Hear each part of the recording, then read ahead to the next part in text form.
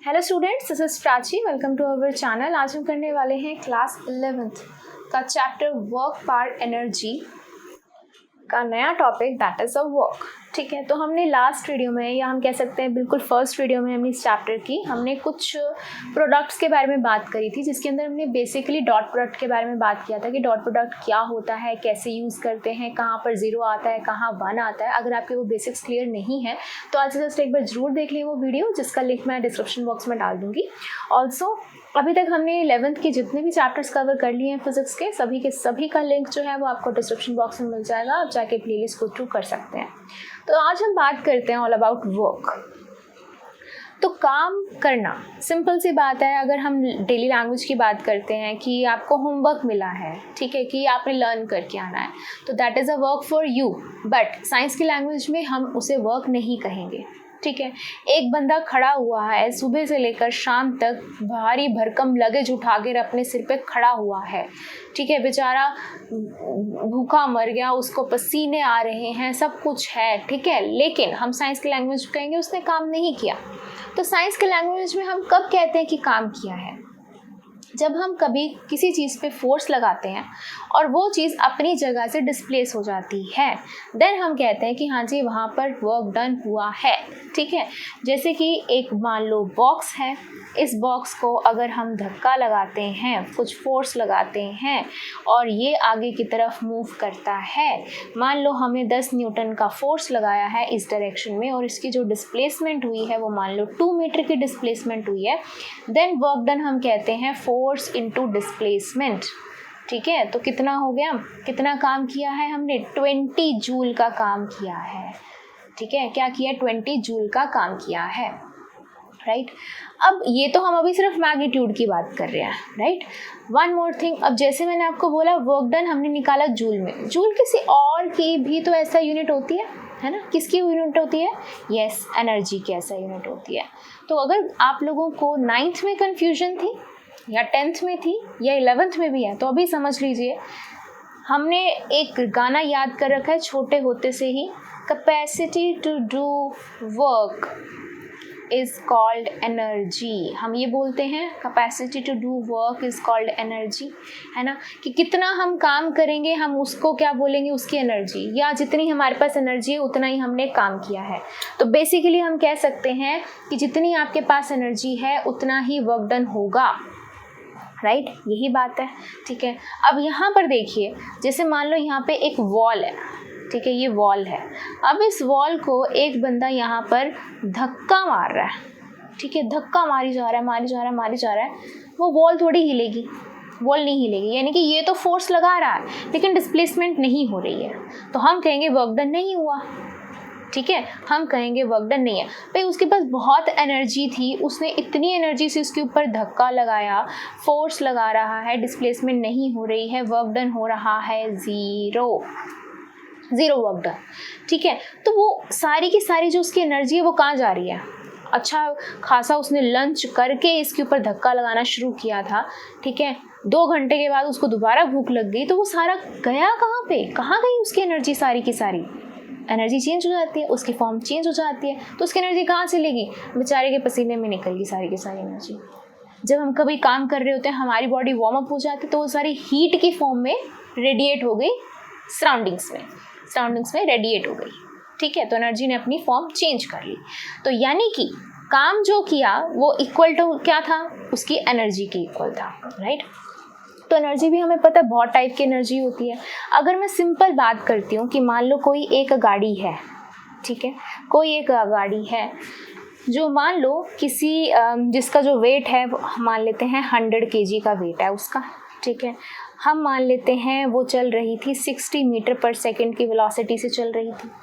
ठीक है, उसके बाद थोड़ी देर के बाद अब वही गाड़ी जो है, उसने देखा मैं हाईवे पे पहुंच गई हूँ, अब मुझे क्या करना है, वही गाड़ी जो 100 kg की थी अब वो हाई स्पीड से चलने लग जाती है, 80 मीटर पर सेकेंड की वेलोसिटी से चलने लग जाती है। ठीक है, तो यानी कि इसमें जो डिस्प्लेसमेंट हुई है, उसने एक्सीलरेटर दबाया, फोर्स लगा गाड़ी पे और उसने डिस्प्लेसमेंट की, तो यानी कि 60 से 80 पे पहुंचने पे उसको कितना काम करना पड़ा? तो क्या होगा? तो ये हो जाएगा उसका वर्क डन। तो क्या होगा वर्क डन, यहाँ पहुँच गया, ठीक है। यानी कि फाइनल स्टेज में से अगर मैं इनिशियल स्टेज की एनर्जी को माइनस कर दूं, है ना, ये एनर्जी है, ये फाइनल एनर्जी है उसके पास, उसको मैं इनिशियल एनर्जी से माइनस कर देती हूँ, तो मैं पता चल जाएगा मेरे को कि इस स्टेज से इस स्टेज पे पहुँचने पे उसको कितना काम करना पड़ा। तो this is also a kind of work done, ठीक है। अब यहाँ पर ध्यान से देखना, कोई चीज़ जब मूव कर रही होती है तो वो कैसे मूव करती है, कौन सी एनर्जी होती है उसके पास, तो हम ये चीज़ प्रूव करेंगे। अब उसी को ये प्रूव करने के लिए अब आप मेरे को बताओ कि अगर कोई ऑब्जेक्ट एक जगह से दूसरी जगह पे मूव कर रहा होता है, उस एनर्जी को हम क्या कहते हैं? यस, काइनेटिक एनर्जी कहते हैं, है ना। When an object with mass m moving with some velocity v, it's said to possess some kinetic energy, ठीक है। तो इसका मास m है, इनिशियली इतनी से चल रहा था तो इनिशियल हो गई, ठीक है। इसका मास m वही है, फाइनली वो इतने से चलने लग गया, ठीक है।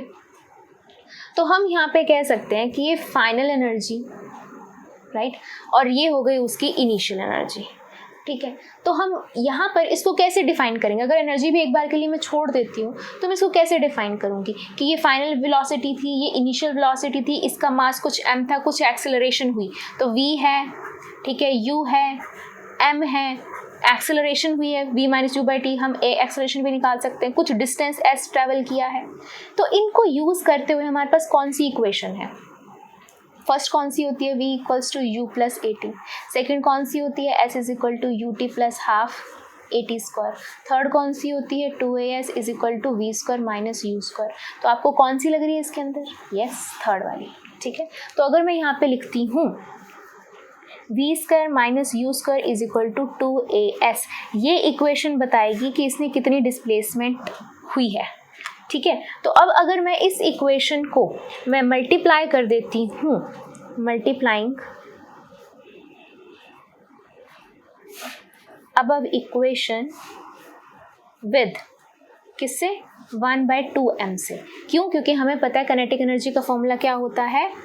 Yes, half M V square. V का मतलब क्या होता है? v इज वेलोसिटी, इनिशियल की बात करोगे हाफ एम यू स्क्वायर हो जाएगा, ठीक है। यहाँ के लिए यू स्क्वायर हो जाएगा, यहाँ के लिए क्या हो जाएगा? हाफ एम वी स्क्वायर हो जाएगा, राइट। तो अगर मैं इस पूरे को हाफ एम से मल्टीप्लाई करती हूँ तो मुझे क्या मिलता है? देखो 1/2m, यहाँ आ जाएगा वी स्क्वायर, 1/2m यहाँ आ जाएगा यू स्क्वायर, ये हो जाएगा 1/2m इंटू क्या है? 2as, ठीक है। अब ये क्या है? फाइनल काइनेटिक एनर्जी, तो काइनेटिक एनर्जी फाइनल माइनस ये क्या है? Kinetic energy initial. यहाँ क्या है? 2 से 2 कैंसिल, यहाँ बचा एम ए और साथ में आ गया s। एम ए किसका फॉर्मूला होता है? एम ए किसका फॉर्मूला होता है? हमने पढ़ रखा है F is equal to mass into acceleration, ये न्यूटन का सेकेंड लॉ कहता है, यस। तो यानी कि यहाँ पे हम लिख सकते हैं F and what is S? S is the displacement. What is Fs? ये हमने पढ़ रखा है, दैट इज वर्क डन। तो ये हमने लिख दिया किसके इक्वल? वर्क डन के equal. So this is a very important relation between energy and the work done. तो कोई भी एनर्जी होगी, यहाँ पे मैंने आपका एग्जांपल दिया है काइनेटिक एनर्जी का, ठीक है। कोई भी एनर्जी होगी तो फाइनल एनर्जी जो होगी उसमें से अगर हम इनिशियल एनर्जी माइनस कर देते हैं तो जो हमें मिलेगी quantity, that will be the work done. इतना काम हुआ है इस एनर्जी से यहाँ तक पहुँचने के लिए, ठीक है। अगर इसी ही सेंटेंस को रीफ्रेम करना हो तो आप यहाँ पे देख सकते हो कि फोर्स है, डिस्प्लेसमेंट है, तो हम यहाँ पे कह सकते हैं कि इस ऑब्जेक्ट को अपनी इस लेवल तक पहुँचने के लिए, यानी कि यहाँ तक एनर्जी अपनी वेलोसिटी बढ़ाने के लिए कितना फोर्स लगाना पड़ा और कितनी डिस्प्लेसमेंट में हुआ, ठीक है। तो वो होगा उसका क्या? Work done. तो work is done by a force on a body over a certain displacement, right? So work is done by a force over a body on a body over a certain displacement. तो इस तरीके से हम work को energy के साथ क्या करते हैं? रिलेट करते हैं। तो इसी से ही रिलेटेड हम एक एग्जाम्पल करते हैं जो आपकी एनसीईआरटी में भी गिवन है। तो अब करते हैं example 5.2। It is well known that a raindrop falls under the influence of downward gravitational force and the opposing resistive force. The latter is known to be the proportional to the speed of the drop but is otherwise undetermined. वो क्या कह रहे हैं? वो कह रहे हैं कि अगर कोई एक रेन ड्रॉप जो है वो फॉल करती है अर्थ के ऊपर, तो कैसे फॉल कर रही होती है? Under the influence of gravitational force. और ये तो ग्रेविटेशनल फोर्स हो गया, इसके ऑपोजिंग जो फोर्स लग रहा होता है वो रेसिस्टिव फोर्स लग रहा होता है, जो उसको रोक रहा होता है। जैसे जब हम चलते हैं तो हम आगे की तरफ लग रहे हैं फोर्स, लेकिन बैकवर्ड फोर्स कौन सा लग रहा होता है? फ्रिक्शनल। तो ऐसे ही जब ये गिर रही है तो नीचे तो डाउनवर्ड फोर्स ग्रेविटेशन लग रहा है, लेकिन ऑपोजिंग कौन सा लग रहा है? रेसिस्टिव फोर्स लग रहा है। The latter is known to be proportional to the speed of the drop. वो क्या कह रहे हैं? इनके जो बाद वाला है, इनकी जो रेसिस्टिव फोर्स है वो प्रोपोर्शनल है स्पीड ऑफ ड्रॉप की। इनकी जितनी फास्ट जो ड्रॉप है वो गिर रही होगी उतना ही रेसिस्टिव फोर्स लग रहा होगा। इसको आप ऐसे समझ सकते हैं कि जैसे जैसे आप साइकिल पे अगर जा रहे होते हो, साइकिल की अगर आप स्पीड बढ़ाते हो तो उतनी ही फास्ट आपके फेस के ऊपर एयर फील हो रही होती है, राइट? तो उसका क्या मतलब है? जितनी फास्ट आप आगे की तरफ भाग रहे हो उतना ही फोर्स आपको एक पीछे की तरफ लग रहा है। तो सेम हेयर कि ड्रॉप नीचे जितनी फास्ट जाएगी उतना ही रेसिस्टिव फोर्स पीछे ज़्यादा लग रहा है, ठीक है। Now consider a drop of mass 1 ग्राम। तो जो ड्रॉप का मास है वो 1 ग्राम है, falling from the height of 1 kilometre. 1 kilometre की हाइट से नीचे की तरफ वो गिर रही है। कितनी स्पीड से गिर रही है, कितनी वेलोसिटी से गिर रही है? 50 मीटर पर सेकेंड की वेलोसिटी से गिर रही है। What is the work done by the gravitational force? Gravitational force यानी कि जो ग्रेविटी है वो कितना फोर्स इसके ऊपर लगा रही है, पहले तो आपने ये बताना है, ठीक है। तो सबसे पहली बात हमें यहाँ पर देख के लगेगा कि भाई हमें मास दे रखा है, वेलोसिटी दे रखी है, भाई फटाफट से वर्क डन हमें पता है कि एनर्जी के इक्वल होता है, काइनेटिक एनर्जी लगेगी, काम खत्म कर दो। नहीं, ये क्या है? हमें बोला कि ग्रेविटेशनल फोर्स कितना लग रहा है, तो ग्रेविटी कितना फोर्स लगा रही है, ठीक है। तो ग्रेविटी के लिए हमें क्या करना पड़ेगा? तो हमें सबसे पहले पता है कि वर्क डन का फॉर्मूला क्या होता है? फोर्स इनटू डिस्प्लेसमेंट, ठीक है। फोर्स भी यही लग रहा है, डिस्प्लेसमेंट भी यही हो रही है, दैट्स वाई एफ एस लग सकता है नॉर्मल, ठीक है। तो यहाँ पे हमने लगा लिया एफ एस। नाउ फोर्स क्या होता है? मास इनटू एक्सेलरेशन होती है, लेकिन जो मास है वो हमें दे रखा है, एक्सेलरेशन क्या होगी? अब ग्रेविटी की वजह से एक्सेलरेशन कौन सी होती है? एक्सेलरेशन ड्यू टू ग्रेविटी, जी होता है ना। तो हम फोर्स की जगह पे क्या लिख सकते हैं? mg लिख सकते हैं, ठीक है। एंड कितनी डिस्प्लेसमेंट हो रही है? यहाँ से लेकर यहाँ तक कितनी डिस्प्लेसमेंट हो रही है? 1 किलोग्राम की। तो हम यहाँ पे s यूज कर सकते हैं, कितनी हाइट से ऊपर गिर रही है, तो ये हो जाएगी mgh, ठीक है। अब इनकी वैल्यूज हम पुट कर देते हैं। तो वर्क डन, मास है 1 ग्राम तो हम किलोग्राम्स में यूज़ करते हैं, तो हो जाएगा 1/1000 kg हो जाएगा। एक्सेलरेशन ड्यू टू ग्रेविटी हम 9.8 यूज़ करते हैं, बट अप्रॉक्सीमेटली 10 भी यूज़ कर लेते हैं मीटर पर सेकेंड स्क्वायर। एंड हाइट कितनी है? 1 किलोमीटर, तो किलोमीटर की जगह हम क्या यूज़ करते हैं? मीटर्स, तो ये क्या हो जाएगा? 1000 मीटर्स। तो हम यहाँ लगा देंगे 1000, तो 1000 to 1000 कैंसर। वर्क डन कितना हुआ है bye gravitational force? That is 10 joule. इतना काम किया है, ठीक है, बाय ग्रेविटेशनल फोर्स। तो ये हो गया इसका फर्स्ट पार्ट। अब ये हो गया ए पार्ट। अब बी पार्ट क्या कह रहा है? What is the work done by the unknown resistive force, यानी कि रेसिस्टिव फोर्स कितना काम कर रहा है, ठीक है। अब हमें तो रेसिस्टिव फोर्स का नहीं पता चल रहा, उसके लिए कोई पर्टिकुलर फॉर्मूला भी नहीं है, ठीक है। ये तो हमने निकाली आगे की तरफ कितना फोर्स लग रहा है, उसके लिए हमारे पास नॉलेज थी, हमने अपना फॉर्मूला लगाया और हमने कैलकुलेट कर लिया। बट रेसिस्टिव फोर्स के लिए कोई पर्टिकुलर फॉर्मूला तो है नहीं है, तो हमें यहाँ पे लगानी पड़ेगी अपनी प्रैक्टिकल नॉलेज, ठीक है। प्रैक्टिकल नॉलेज कैसे लग सकती है? यहाँ पे सोचिए, अगर कोई जो ड्रॉप है वो नीचे की तरफ गिर रही है, ठीक है, नीचे की तरफ गिर रही है, इतनी वेलोसिटी से गिर रही है, ठीक है, यानी कि उसके पास कोई ना कोई काइनेटिक एनर्जी है, राइट। अच्छा, काइनेटिक एनर्जी है तो इसकी यानी कि एनर्जी जो है वो किस किस की वजह से आ रही है? किस किस की वजह से आ रही है? एक तो ग्रेविटेशनल फोर्स की वजह से आ रही है, ठीक है, और किस वजह से आ रही है? एक रेसिस्टिव फोर्स भी लग रहा है, उसकी वजह से भी है। इसको आप ऐसे समझ सकते हैं कि जब आप एक साइकिल चलाते हो, ठीक है, जब आप साइकिल चला रहे हो तो कितने फोर्सेस एक्ट कर रहे हैं आपके ऊपर? जो साइकिल की जो काइनेटिक एनर्जी है, ठीक है, मूव कर रहे हो, जो स्पीड, जिस स्पीड से आप मूव कर रहे हो वो किस किस के ऊपर डिपेंड कर रही है? एक तो आपकी मस्कुलर एनर्जी पे डिपेंड कर रही है, मस्कुलर फोर्स आप जितना लगा रहे हो। एक फ्रिक्शनल फोर्स हो गया जो साइकिल के बैकवर्ड की तरफ लग रहा है, ठीक है। एक फोर्स हो गया एयर रेसिस्टेंस, एयर कितना फोर्स लगा रही है, तो ये इन सभी फोर्सेस के फैक्टर्स मिलजुल कर आपके साइकिल की काइनेटिक एनर्जी को डिटरमाइन करेंगे। तो यहाँ पर भी जो ड्रॉप है उसकी जो एनर्जी, जो काइनेटिक एनर्जी जिसकी वजह से जो चेंज आ रहा है, यहाँ पर कुछ और होगी, यहाँ पर जैसे जैसे नीचे आती है बढ़ती रहती है। तो यानी कि चेंज इन काइनेटिक एनर्जी जो होगा वो किस किस के ऊपर डिपेंड कर रहा है इस केस में। एक तो आगे की तरफ लग रहा है ग्रेविटेशनल फोर्स, ठीक है, तो वर्क डन बाय ग्रेविटी, ठीक है। और कौन सा लग रहा है, एक लग रहा है, एक पीछे की तरफ लग रहा है रेसिस्टिव फोर्स, तो ये हो जाएगा work done by resistive force, right. अब हमें क्या निकालना है इसमें से, अब ये तो हमने प्रैक्टिकल नॉलेज निकाल ली हमने कि इस कंडीशन में ये लग रही है। नाउ हमें फाइंड करना है what is the work done by the unresistive force, यानी कि हमें ये निकालना है।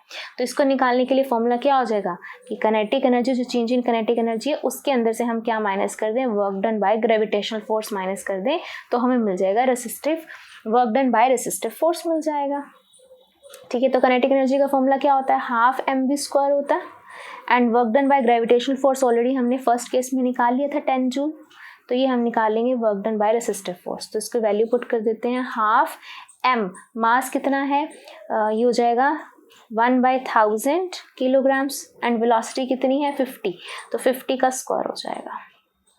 उसमें से हमें माइनस का करना है 10 जूल माइनस करनी है, राइट। कैलकुलेट कर लेते हैं, तो 5/4 इज 1.25 माइनस 10, तो कैलकुलेट करके आएगी -8.75 जूल। ये हो गया work done by resistive force, ठीक है। और आप यहाँ पे देख भी सकते हो कि जो वर्क डन आ रहा है किस में आ रहा है, आपका नेगेटिव में आ रहा है, यानी कि जो फोर्स लग रहा है ये कौन सा फोर्स है, ऑपोजिंग फोर्स है, यानी कि मोशन तो इधर हो रहा है लेकिन रेसिस्टिव फोर्स कहाँ है, ऑपोजिट डायरेक्शन में है, दैट्स वाई यहाँ पे क्या आया है, नेगेटिव आया है, ठीक है। तो अब हमने बहुत सारी बात कर ली है वर्क डन के बारे में, ठीक है, किस तरीके से वो एनर्जी से रिलेट करता है, ये सब बात कर लिया है। अब यहाँ पर ये भी मैंने अभी आपको बताया कि यहाँ पर वर्क डन नेगेटिव भी आ रहा है, ठीक है। तो ऐसे भी तो केसेस होते हैं ना, कई बार कहीं नेगेटिव आ रहा हो, पॉजिटिव आ रहा हो, कहीं जीरो भी हो सकता है, तो उन केसेस को हम डिस्कस करते हैं। तो जैसे कि हमें फॉर्मूला पता है, work done is equal to force into displacement, ठीक है। ये फॉर्मूला कब लगता है, ये फॉर्मूला तब लगता है जब हमारे पास कोई एक ऐसा ऑब्जेक्ट है या फिर कोई भी एक बॉक्स है, उसको हम अगर इधर की तरफ फोर्स लगा रहे हैं और उसकी डिस्प्लेसमेंट भी इधर की तरफ हो रही है, ठीक है, सेम डायरेक्शन के अंदर फोर्स है, तो सेम डायरेक्शन में ही क्या हो रही है, डिस्प्लेसमेंट हो रही है, ओनली देन हम ये फॉर्मूला अप्लाई करते हैं, ठीक है। इफ इन एनी केस अगर ये ऐसे ऑब्जेक्ट पड़ा हुआ है एक किसी प्लेटफॉर्म के ऊपर, और हमारा जो फोर्स है वो मान लो इस तरफ लग रहा है, ठीक है, फोर्स इधर लग रहा है, लेकिन जो ऑब्जेक्ट है वो इधर की तरफ मूव कर रहा है, डिस्प्लेसमेंट इधर हो रही है, ठीक है, तब क्या है, तब इसके अंदर बन जाता है एंगल थीटा, ठीक है, क्या बन जाता है, एंगल थीटा बन जाता है।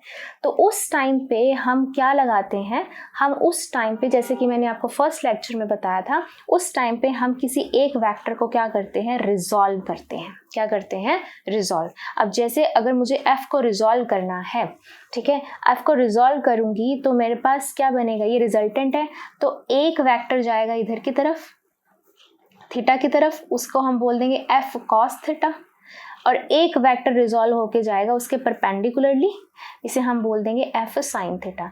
अब ये cos थीटा कैसे आया है, sin थीटा कैसे है, ये मैंने फर्स्ट वीडियो में आपको बताया था, जब हम ट्रिग्नोमेट्रिक रेशियोज अप्लाई करते हैं, परपेंडिकुलर हाइपोटेनियस लेते हैं उस तरीके से, तो उसके लिए आपको फर्स्ट वीडियो जरूर विजिट करनी है if you want to know कि हम cos थीटा यहाँ पे क्यों ले रहे हैं, इस फैक्टर को हम cos क्यों ले रहे हैं। क्लियर होगी ये बात, ठीक है। अब फिर से हम यहाँ से क्या उठा रहे हैं, हम यहाँ पे उठाते हैं कि जो कंपोनेंट दूसरी डिस्प्लेसमेंट की क्या है, डायरेक्शन में है, तो कौन सा कंपोनेंट डायरेक्शन में है, f cos थीटा डायरेक्शन में है। तो जिस डायरेक्शन के लिए हम सेम डायरेक्शन के लिए जब हम यूज करते हैं, सेम डायरेक्शन का कंपोनेंट उठाते हैं डिस्प्लेसमेंट के साथ, तो हम लगा देते हैं f cos थीटा। तो उसके लिए हम यहाँ पर अपनी कन्वीनियंस के लिए हम यहाँ पे लगाते हैं इनके बीच में डॉट प्रोडक्ट। इस डॉट का मतलब क्या है कि हम इसको जब हम मैग्नीट्यूड की फॉर्म में लिखेंगे तो हमारे पास आएगा एफ एस कॉस थीटा, ठीक है, क्या लिखेंगे, एफ एस कॉस थीटा। जो फाइनल क्वांटिटी यानी कि जो डॉट प्रोडक्ट की क्वांटिटी जो बनेगी ये क्या बनेगी, आपकी स्केलर क्वांटिटी, स्केलर। बाकी साइन के बारे में हम नेक्स्ट चैप्टर्स में हम बात करेंगे, अभी तो हम सिर्फ वो वाला कंपोनेंट लेते हैं जो सेम डायरेक्शन के अंदर जा रहा है, उसके लिए कॉस, कॉस के लिए डॉट, डॉट प्रोडक्ट को हम मैग्नीट्यूड ओपन करते तो F S cos theta which is a scalar quantity, ठीक है। तो डॉट प्रोडक्ट अगर हम दो वेक्टर्स का करते हैं तो हमें क्या आंसर मिलता है, स्केलर। अब जैसे ही हमारे पास ये फॉर्मूला आया है, अब यहाँ से हम डिफरेंट केसेस डिस्कस कर सकते हैं। कैसे, कि सबसे पहला केस कि वर्क डन कब जीरो होगा, ठीक है। तो वर्क डन इज जीरो कब कब, वर्क डन इज जीरो कब कब। सबसे पहली बात तो अगर मैं कह दूं कि मैंने फोर्स लगाया, डिस्प्लेसमेंट नहीं हुई, जैसे कि एक वॉल पे मैं सुबह से लेकर शाम तक धक्का मारी जा रही हूँ, बेचारी वो वॉल हिल नहीं रही अपनी जगह से, मैं तो फोर्स लगाई जा रही हूँ लेकिन वो डिस्प्लेसमेंट नहीं हो रही है। तो अगर डिस्प्लेसमेंट नहीं हो रही है, जीरो, ठीक है, जीरो पुट कर देंगे, इसकी जगह पे जीरो पुट कर दो तो क्या हो जाएगा, वर्क डन जीरो हो जाएगा। तो फर्स्ट केस आ गया आपके पास, जब हमारे पास कोई भी डिस्प्लेसमेंट नहीं होती है, इवन तो अगर हमने बहुत सारा उसके ऊपर फोर्स भी अप्लाई किया हुआ है, उस केस में हम कह सकते हैं वर्क डन क्या हो गया, जीरो हो गया, ठीक है। अब ऐसा तो नहीं है कि हम फोर्स ही नहीं लगाएंगे, हम तो फोर्स लगाएंगे, बट मान लो हमने फोर्स लगाया और डिस्प्लेसमेंट हो रही है उसके 90 डिग्री पर, ठीक है। तो अगर देखो थीटा क्या होता है, थीटा का मतलब होता है फोर्स एंड डिस्प्लेसमेंट के बीच का एंगल, ठीक है। तो अगर जैसे कि मान लो कोई एक ऐसा केस है, अब इस चीज को देखो, ये बॉक्स है, ठीक है, ये बॉक्स यहाँ पे पड़ा हुआ है। अब इस बॉक्स पे ना मैं एक यहाँ से धक्का लगा रही हूँ, ठीक है, लेकिन इसका कुछ ना कुछ वेट भी है जिसकी वजह से इसके नीचे क्या लग रहा है, एक ग्रेविटेशनल फोर्स भी लग रहा है, यानी कि mg भी लग रहा है, ठीक है। तो ये जो बॉक्स है ना, ये यहाँ डिस्प्लेस कर गया, ठीक है। इस केस में ध्यान से समझना, इस केस में ना दो फोर्सेस लग रहे हैं, एक तो फोर्स लग रहा है फोर्स बाय ग्रेविटी, ठीक है, ग्रेविटेशनल फोर्स, एक फोर्स लग रहा है बाय मी, मैं लगा रही हूँ फोर्स, ठीक है। तो मैंने फोर्स लगाया, डिस्प्लेसमेंट भी इसी डायरेक्शन में हो गई, तो मेरा तो फोर्स, मैंने जो काम किया वो तो मेरा पॉजिटिव हो गया, है ना। फोर्स की डायरेक्शन में ही डिस्प्लेसमेंट होगी, सेम डायरेक्शन में हो गई, तो भाई मेरा तो कब वर्क डन हो गया, मेरे लिए हो गया पॉजिटिव, ठीक है। बट यहाँ पर एक और फोर्स लग रहा है, ग्रेविटी फोर्स लगा रही है, लेकिन जो ये बॉक्स है वो इधर की तरफ मूव कर गया, डिस्प्लेसमेंट इधर हो गई, तो इन दोनों के बीच में जो क्या बन रहा है, एंगल कौन सा बन रहा है, 90 डिग्री। तो अगर मैं पूछूं वर्क डन बाय ग्रेविटी, वो इस केस में क्या हो जाएगा, जीरो, क्योंकि ग्रेविटी तो नीचे की तरफ खींच रही है, बेचारा बॉक्स आगे की तरफ जा रहा है। तो इस केस में वर्क डन जो हो जाएगा वो क्या हो जाएगा, यहाँ पे वर्क डन हो जाएगा zero, work done by gravity is zero. तो हम सेकेंड केस में हम बात करते हैं कि इफ दोनों के बीच का जो एंगल है, यानी कि थीटा जो है वो 90 डिग्री हो जाए, देन भी हम क्या कहेंगे, वर्क डन क्या है, जीरो। और इसको आप फॉर्मूले से भी समझ सकते हो कि अगर हम cos 90 पुट करते हैं तो cos 90 क्या होता है, जीरो होता है, तो वर्क डन क्या हो जाएगा, जीरो हो जाएगा। क्लियर होगी ये बात, ठीक है। नेक्स्ट अब आपके पास सेम इसके बारे में बात कर लेते हैं, मून का ऑर्बिट, अर्थ का ऑर्बिट, इसके बारे में भी अगर हम बात करते हैं तो सेम चीज़ है। जैसे कि मान लो ये है अर्थ है, ठीक है, अर्थ है, अर्थ के अराउंड जो है यहाँ पे मून रिवॉल्व कर रहा है, ठीक है, यहाँ पे ऐसे रिवॉल्व कर रहा है। अब जो अर्थ है वो तो इसको क्या कर रही है, अपनी तरफ ऐसे खींच रही है, ग्रेविटेशनल फोर्स लगा रही है, लेकिन मून यहाँ इसके ऊपर गिर तो नहीं रहा। मून कैसे मूव कर रहा है, आगे की तरफ मूव कर रहा है, इधर की तरफ मूव कर रहा है, ठीक है, आगे जाता है फिर खींच लेती है, फिर ये घूम जाता है, फिर आगे जाता है, इधर खींच लेते हैं, घूम, जिसकी वजह से जो मून है एक ऑर्बिट सा क्रिएट कर रहा है, जिसकी वजह से वो अर्थ के राउंड राउंड घूम रहा है ना। तो अब यहाँ देखो, अर्थ इस पे परपेंडिकुलर फोर्स लगा रही है, लेकिन मून जो है उसकी डिस्प्लेसमेंट आगे की तरफ है, यानी कि दोनों के बीच में क्या है, 90 डिग्री का एंगल बन रहा है। तो यहाँ पे भी हम ये भी लिख सकते हैं कि मून्स ऑर्बिट, उसमें भी हम कह सकते हैं कि work done by gravity is zero. ऐसे ही हम अर्थ ऑर्बिट कह सकते हैं, अर्थ जो है वो कैसे करती है, सन के अराउंड घूमती है, तो ग्रेविटेशनल फोर्स बाय सन वो भी कितना हो जाएगा, जीरो हो जाएगा, क्योंकि अर्थ घूम के सन के पास तो नहीं जा रही है ना, तो वो तो चक्कर लगा रही है। सेम यहाँ पर भी मून घूम के अर्थ के पास गिर तो नहीं रहा, उसके ऊपर चक्कर लगा रहा है, तो यहाँ पे भी कह सकते हैं वर्क डन बाय अर्थ जो है वो क्या है, जीरो है। क्लियर होगी ये बात, ठीक है। अब ये तो बात होगी वर्क डन इज 0 की, ठीक है। अब अगर मैं बात करती हूँ सेकंड केस के बात करते हैं कि वर्क डन जो है वो पॉजिटिव कब होता है, कि मैंने अभी भी आपको बताया कि जब सेम डायरेक्शन में होगा, है ना, जब force and displacement same direction में होगी, देन मैंने बहुत बार बोल दिया बीच में कि वो वर्क डन क्या हो जाएगा, वो पॉजिटिव हो जाएगा, ठीक है।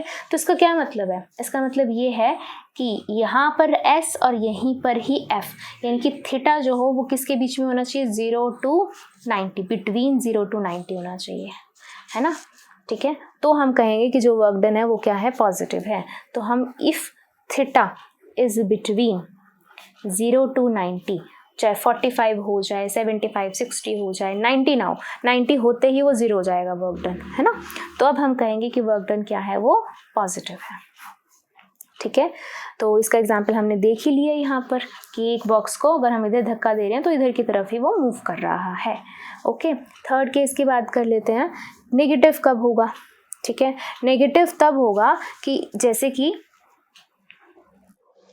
एक गाड़ी है, ठीक है, ये एक गाड़ी है, यहाँ पे ब्रेक कराया है, इसने यहाँ आके रुकना है, ठीक है। तो ड्राइवर ने ना यहाँ पर ही ब्रेक लगा दी, यहाँ पे ब्रेक लगा दी, तो क्या ऐसा होता है कि जैसे हमने गाड़ी को ब्रेक लगाई वो वहीं पर ही रुक जाएगी, नहीं रुकेगी ना।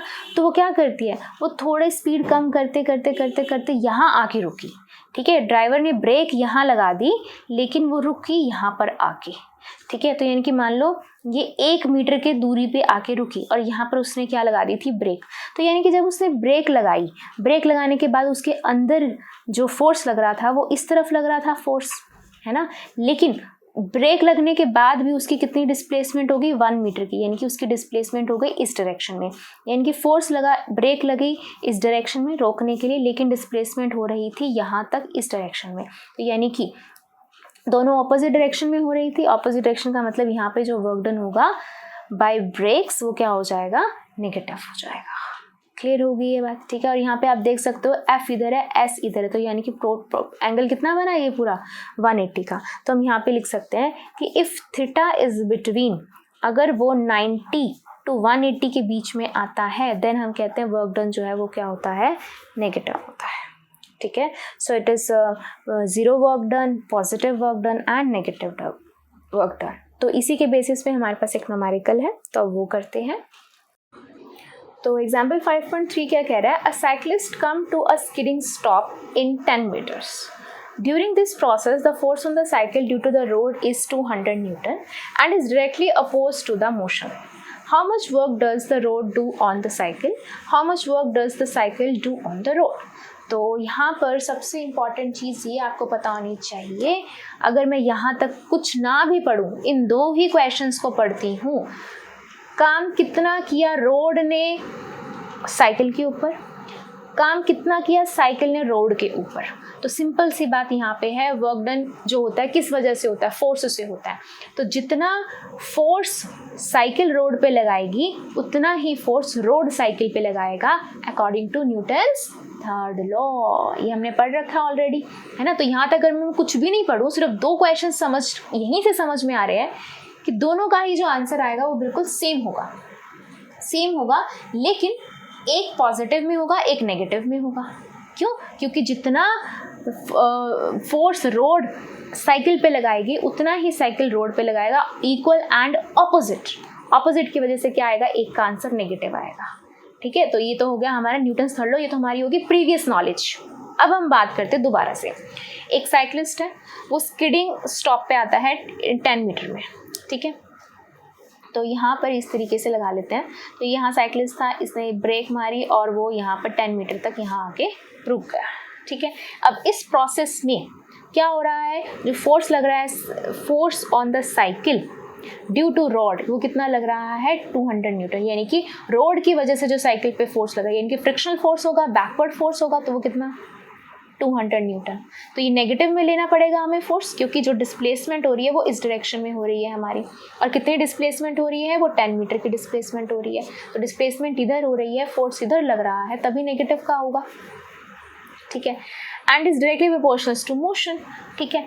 अब हमें बताना है कितना काम करना पड़ेगा, ओके तो सबसे पहली बात, अगर मैं इसको नेगेटिव नहीं भी लेती हूँ तो भी क्या आएगा हमारे पास, वर्क डन का फॉर्मूला लगाएंगे Fs cos थीटा।